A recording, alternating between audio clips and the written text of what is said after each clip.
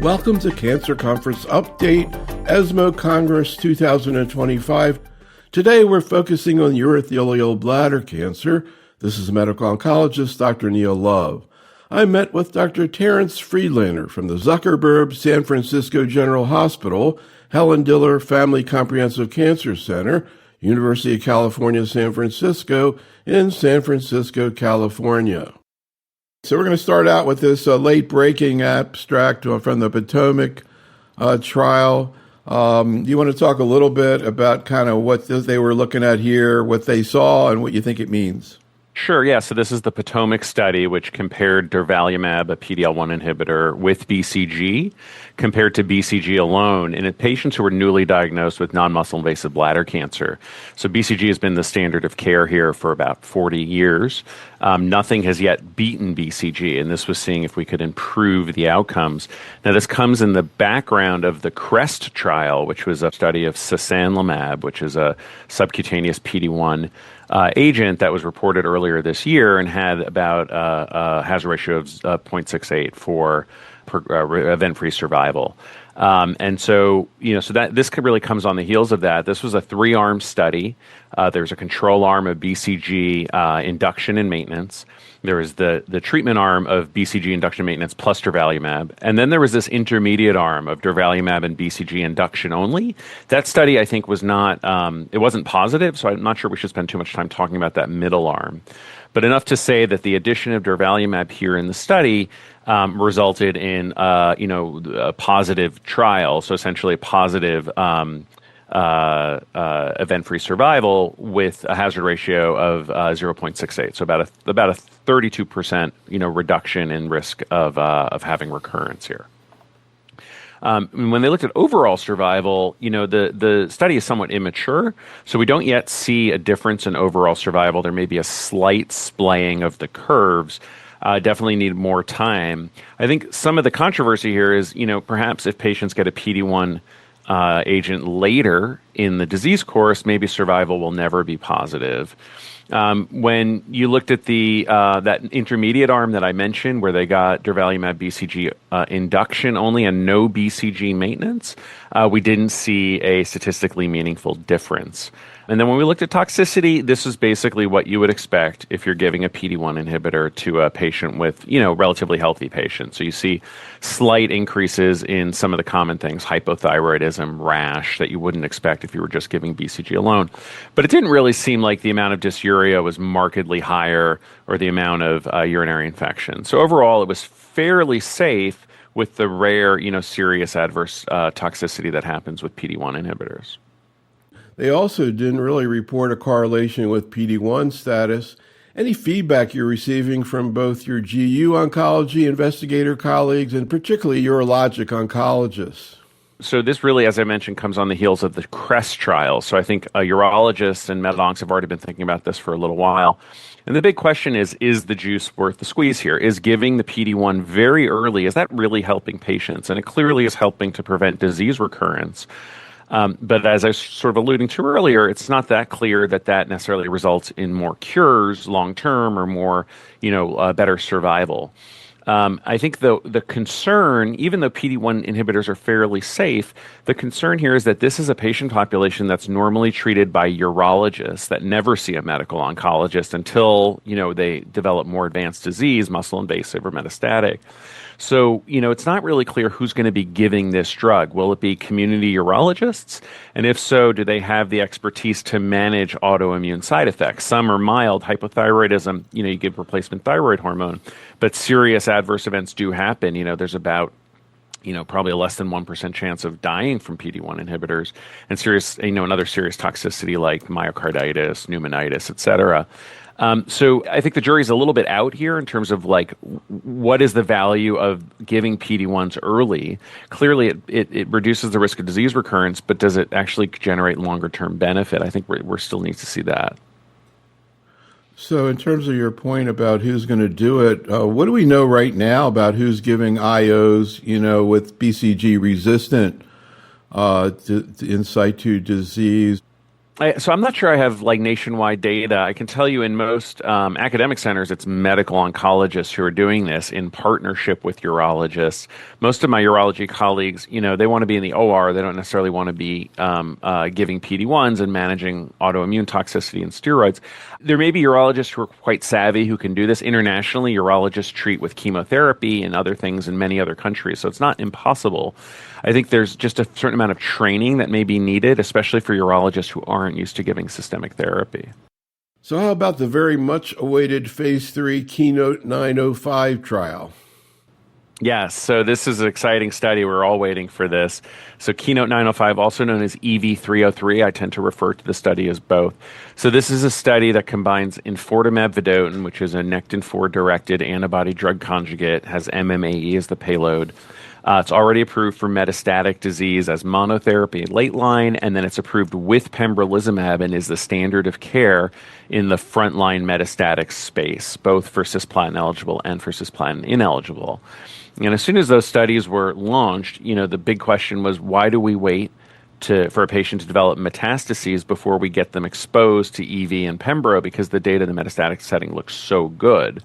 And so that formed the basis for this Keynote 905 trial, which is looking at patients who are ineligible for cisplatin, the normal standard of care for a patient with muscle-invasive bladder cancer who is eligible for cisplatin is to give them 4 cycles of cisgem or 4 rounds of dose-dense MVAC and then take them to surgery and then consider adjuvant PD-1s.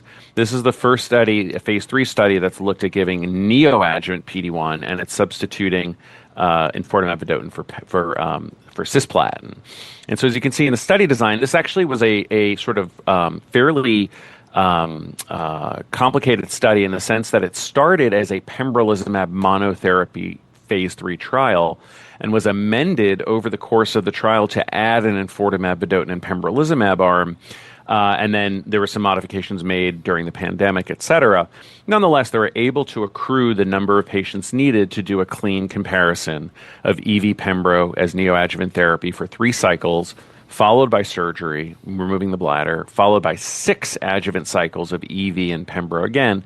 And that was all compared to just observation.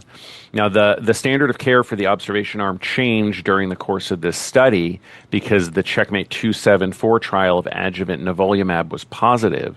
And so this study, about halfway or 3/4 of the way through, allowed patients in the observation arm to get adjuvant nivolumab. So it's not a perfect comparison.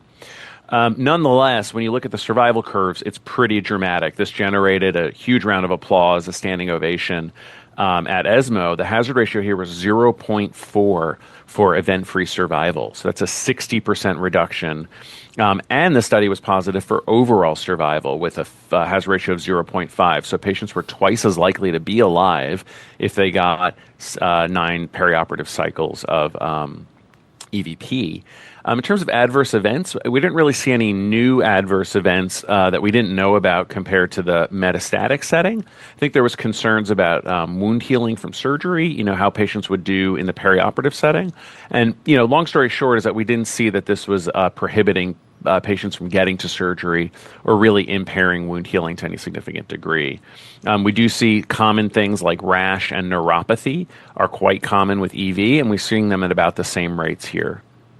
So they reported a really impressive path-CR rate of 57% with EV Pembro, and I believe there's sort of a companion study of patients eligible for cisplatin. Yeah, exactly. So there is a study that is comparing EVP versus 4 cycles of cisgem. Again, it's what we call the sandwich approach, where they get neoadjuvant chemotherapy followed by adjuvant. A lot of criticism about that because there's no real contribution of components like investigated here. Is the neoadjuvant sufficient? Is the adjuvant sufficient? Do you have to give both? And we can maybe talk about that a little bit more. The patient population for this trial is cisplatin ineligible patients. So these are patients who are more frail, either have bad kidney function, they were not as good performance status, or other factors like hearing loss that preclude the use of cisplatin. So I think it's quite impressive to see such a dramatic improvement in this patient population that's fairly sick, recognizing that the control arm was essentially observation with just a sliver of patients getting adjuvant nivolumab. I think the challenge with this trial, as I said, was the contribution of components, because as you can see, peripheral neuropathy happens in a third of patients, and in my experience, the peripheral neuropathy can be long lasting. So if we could get away with giving just 3 cycles of neoadjuvant, that would be great, right? Then we would probably have much less rates of neuropathy.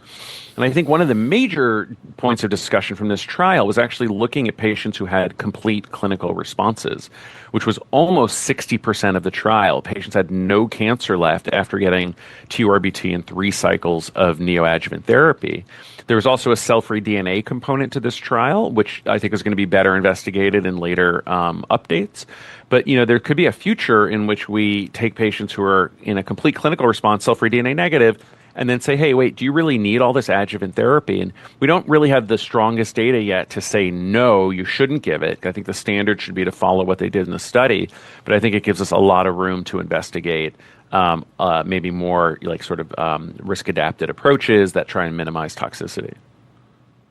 Would you like to hazard a guess in terms of what you think we're going to see when we see the comparison of EV-Pembro to cisplatin gemcitabine? I think it's probably going to be a positive study. I'm an investigator on the trial, but I don't have access to the high-level data. I do think it's going to be positive just because EVP, was so much more effective in the metastatic setting that I'd have a hard time believing that it's not going to be that effective versus cisgem in the perioperative setting, but we need to see the data. I was initially stunned when I just saw the the metastatic data with EV-Pembro compared to cisplatin gemcitabine. So, but at this point now, I think people are expecting now whether it's going to have a survival benefit and all these other things, and what the magnitude is. I guess that's another question. Yeah, it also depends on the availability of EVP in the metastatic setting. It's not approved yet in every country. The UK just got it. It's been, it's been available in the US for a number of years. Right. So there's a lot of factors that go into, looking at survival in these bigger studies.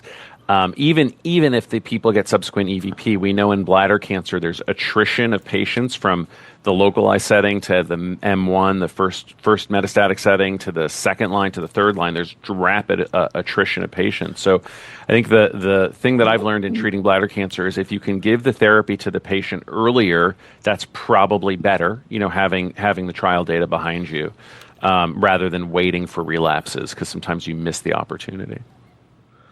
Any thoughts, or maybe you already have experience from these trials in terms of how people tolerate perioperative or neoadjuvant EV-Pembro? I mean, what fraction of patients really, they need the drug held? Which drug is the one that's usually the culprit? I'm assuming it's usually enfortumab.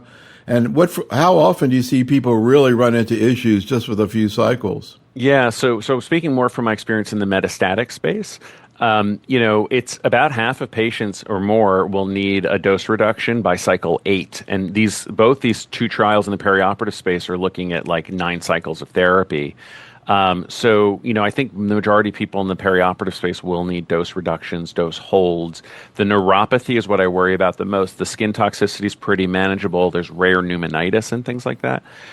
So it's sort of like a Goldilocks thing here, where it's like how much EV is too much, how much is too little. There's so much we don't understand about EV. Like, can you select patients? The data from the metastatic studies suggest that all patients respond. My read of the data is that higher Nectin-4 levels are associated with somewhat better long-term outcomes. But is that going to apply in the perioperative space? I think the cell-free DNA is, as we're going to talk about probably with IMvigor011, is really going to help guide us in terms of our use of these therapies, and really, allow us to hopefully kind of risk stratify and tailor therapy, so we're not overdosing people on EV and generating all this neuropathy that then the patient has to live with for the rest of their life. All right, so Sunrise 4. As a medical oncologist, I really love the TAR 200, device there, the pretzel, so to speak, and I've been waiting to see whether or not it's going to actually come into practice. Any comments about this late-breaking abstract from ESMO? Yeah, so TAR 200, for those who don't know, is essentially a biomaterial that contains gemcitabine in a solid core. It can be administered as a linear tube into the bladder via cystoscopy, and then it auto-assembles into a pretzel shape, sits in the bladder for 3 weeks up to 3 months, and slowly releases gemcitabine. And there's been great data we've seen in the non-muscle invasive space because essentially it allows us to continuously give gemcitabine. So this study was looking at a combination of TAR 200 plus citrilimab, which is an anti-PD-1 antibody, and compared it to citrilimab alone. This is a phase 2 trial, and was trying to understand what the effect of this is in patients with muscle-invasive bladder cancer who were either ineligible or refusing cisplatin-based chemotherapy. So this kind of runs up right against the Keynote 905 study that we just discussed. It's a very similar patient population. So here, when they looked at pathologic CR rates, it was 38%. In the other study I just mentioned, it was 57%. So I think, not that we should compare across trials like this, at least not with a statistically valid, voice. But anyway, there was a decent benefit, but not dramatic. And if you look at the PCR rate with just TURBT and the PD-1 alone, it was 28%. And then when you look at recurrence-free survival, there was a benefit to adding the TAR 200, sort of a modest benefit in terms of recurrence-free survival. So again, this was only about 120 patients, so it's kind of small. The side effect profile of TAR 200 is mostly related to cystitis, so it just irritates the bladder. Fortunately, grade 3 events were actually quite rare. And so in the absence of the Keynote 905 data that we just discussed earlier, this would have been maybe one of the most promising therapies for patients who are ineligible for cisplatin. I think the jury is still a little bit out on whether this is necessarily going to get to a phase 3 or how impactful a phase 3 would be if we saw the similar data, given that we now have Keynote 905. It is attractive because a urologist can give all this therapy theoretically. I mean, obviously, probably want a med onc giving the PD-1, but the urologist can be quite involved here. And so there's some value to this. I think this is probably one of the trials that was the hardest to fit into our treatment landscape, just because it's qualitatively different. And I would say the data from phase 2 was not as overwhelming, to me at least, as the data from the phase 3 Keynote 905. Have you had any of your patients receive this therapy? I mean, to me, it seems like it'd be a lot easier than going through EV Pembro, but you tell me, how is it for the patient? No, it is. I'm an investigator on the Sunrise 5 trial, so I won't say specifics about any patient in that trial. But, from what we've seen of the TAR 200 program in general, I would say this is pretty reflective. Like, most patients tolerate this fairly well. There's some, cystitis, some sort of uropathy, but overall, that's actually fairly well tolerated. I think we'd love to see this study in longer term outcomes, longer follow up. Overall survival needs to be looked at. Even the event-free survival was not a primary endpoint here. So I think we need a little bit more data to know where this fits. I think for the NMIBC space, though, the Sunrise program, the TAR 200 program, has a lot of legs. Because we're seeing quite good evidence that that's fairly effective, especially in BCG refractory patients. So there's really a lot of opportunity there. So it looks like, at least in this trial, if I'm reading this correctly, that they get this, I guess, have to have a cystoscopy with the insertion of this pretzel like 4 times over 12 weeks. Is that? Yeah, so it's every 3 months. And that's the sort of the beauty of the TAR 200. It can stay in for up to 3 months. Because patients don't want to have a cystoscopy that frequently. Although this can be an office cystoscopy, it's quite easy, from what I understand from my friends in urology, to insert this and remove it. So it's there's something attractive about doing this mostly in the urologist office.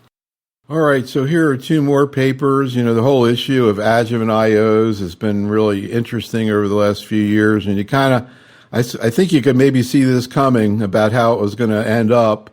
Specifically now, I guess, maybe really involving ctDNA. So let's hear a little bit about more data from Dr. Powell's IMvigor011, and then some interesting data from Checkmate 274. Sure. Yeah, so the adjuvant space, as you say, is quite interesting. Currently, nivolumab is approved based on Checkmate 274 as adjuvant therapy in the U.S. and for PD-L1 high in Europe. Pembrolizumab also had positive data in the Alliance Ambassador study led by Andrea Paulo. And then we have the IMvigor study. So just sort of breaking them up, the IMvigor trial was a follow-on to IMvigor 010. This is IMvigor 011. The IMvigor 010 study took all comers who had muscle-invasive bladder cancer and were considered high risk by either having muscle-invasive or extravesicular disease, depending on whether or not they got some neoadjuvant chemo.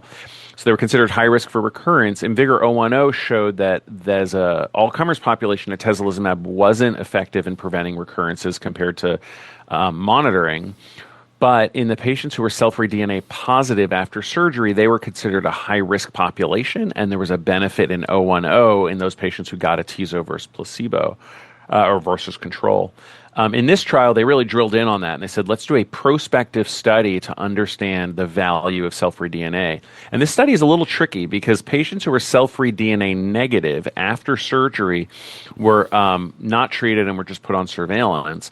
Patients who were cell-free DNA positive at any time in the 1 year after surgery, so it wasn't at their very first visit, they could have turned positive, 6 months later, then they were randomized to atezo or placebo. So in a sense, it's kind of looking at giving atezo early in patients with cell-free DNA detection and asking what's the value of the cell-free DNA. And so what we saw in the trial was that if a patient's cell-free DNA turns positive after surgery and they get atezo, they do much better than if they don't get any therapy at all. And I think this is maybe not surprising. I think cell-free DNA is almost like a rising PSA for those out there who treat prostate cancer. And it's an early sign that the cancer is coming back. We know that when it's positive, almost everybody relapses. Not everybody, but almost everybody. So when you look at event-free survival and when you look at OS, there's clearly a benefit here. Hazard ratio for survival was like almost 0.6. This applied regardless of when the cell-free DNA test was done, whether it was initial or subsequent, sort of at a later time point. But the patients did need to be followed and then treated. I think the data that was presented earlier this year was looked at what happened to the cell-free DNA negative patients, and it was about 88% of them were cured, 12% of them still relapsed with a negative cell-free DNA, so it's not a perfect biomarker. When we looked at toxicity here, there was really no difference compared to many other studies of atezo. We see, pretty common autoimmune toxicities, but I think this was tolerable like it is in just about every other trial of atezo, or PD-1 for that matter. So I know there are a lot of new cell-free DNA MRD trials, and the assay here was Signatera. It's a bespoke assay. The tumor was sequenced, and then probes were designed on that patient's very specific mutations, and then that was looked for in the blood. So there is that this IMvigor 011, just to add, was really a very important study because of its a use of a prospective biomarker like cell-free DNA.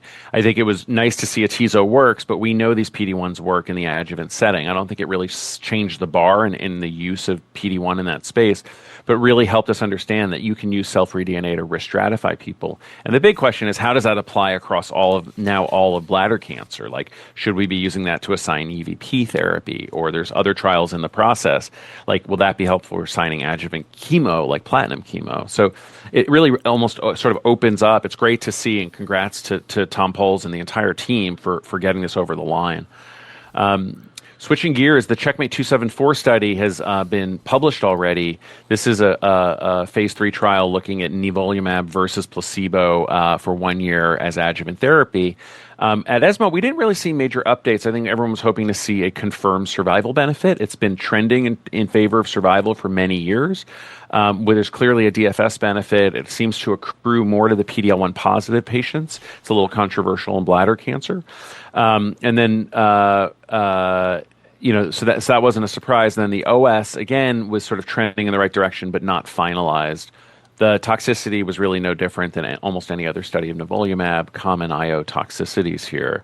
What they were able to show in the study was that they had some patients, it was only about 18% of the study that had cell-free DNA assayed in Checkmate 274. And so as a correlative, Makalski, who presented this, presented some of their cell-free DNA data, and it was very much in line with what we're seeing in IMvigor 011 and other trials, which is that if a patient's cell-free DNA positive, they tend to be at higher risk for recurrence and tend to benefit more from getting adjuvant therapy than someone who's cell-free DNA negative. The numbers were super small, though, so we have to take it with a grain of salt.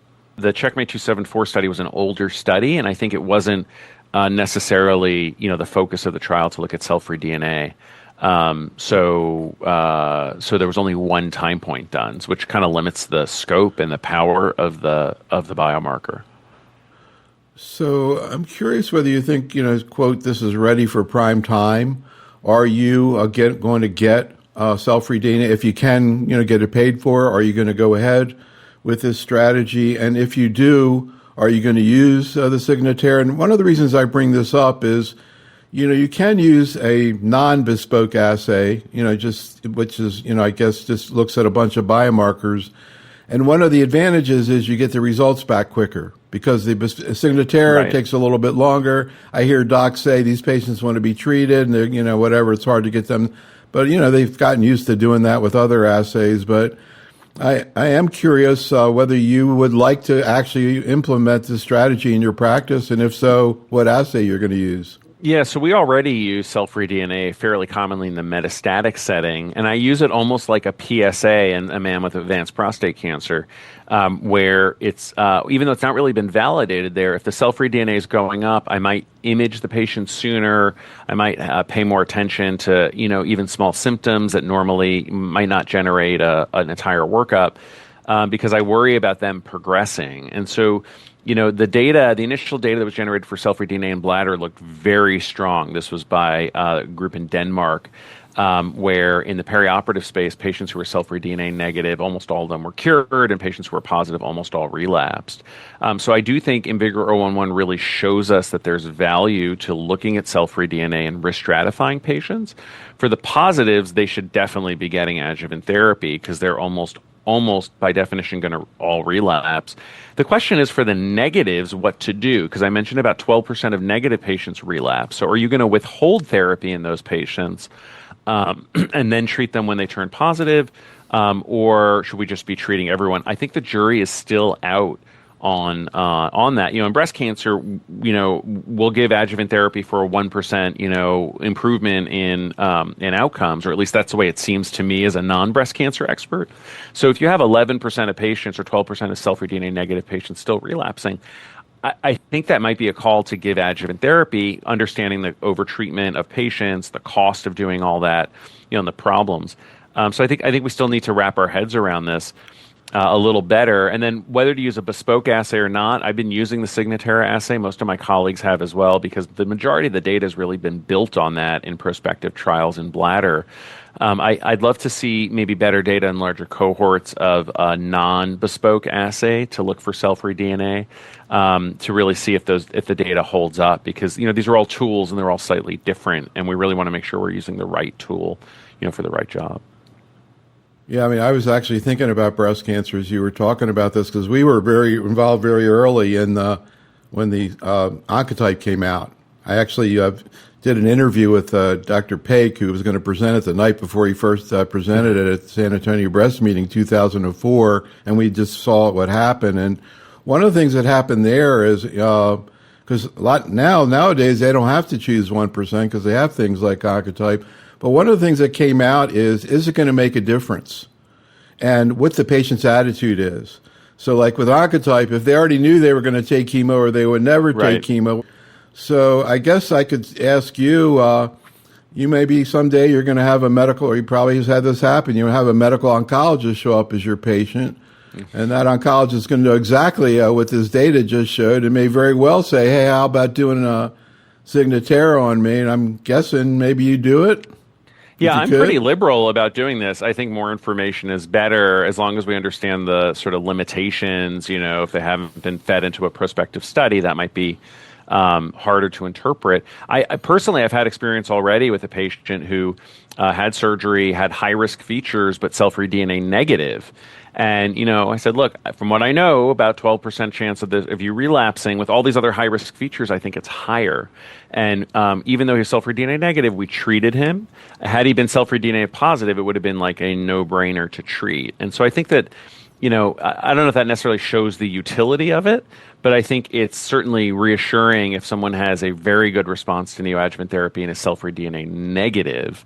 And that comes back to our conversation earlier about, EVP and giving adjuvant. So if you had someone in a complete response with negative cell-free DNA, and based on other trials, you know that the relapse risk is maybe 1 in 10 or 1 in 8, are you going to give the adjuvant in someone in a really otherwise really good position? So I think we need more data here. There's actually a prospective phase 3 trial through the Alliance called that's led by Matt Galsky, the Modern trial, and that's prospectively using cell-free DNA to assign patients to either get Nivo or placebo if they're negative, or nivolumab versus a dual IO combo, nivolumab relatlimab, if they're positive. So sort of really trying to escalate therapy for patients at highest risk and de-escalate therapy for patients at lowest risk. So that I think will provide a lot of info on this topic.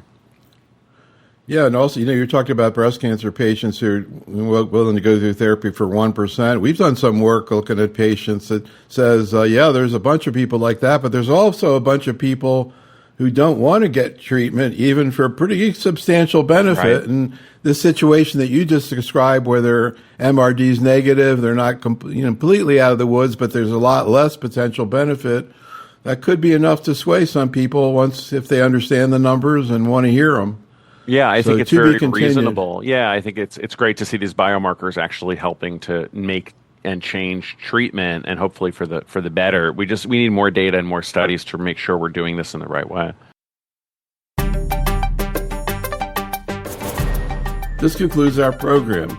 Special thanks to Dr. Friedlander, and thank you for listening.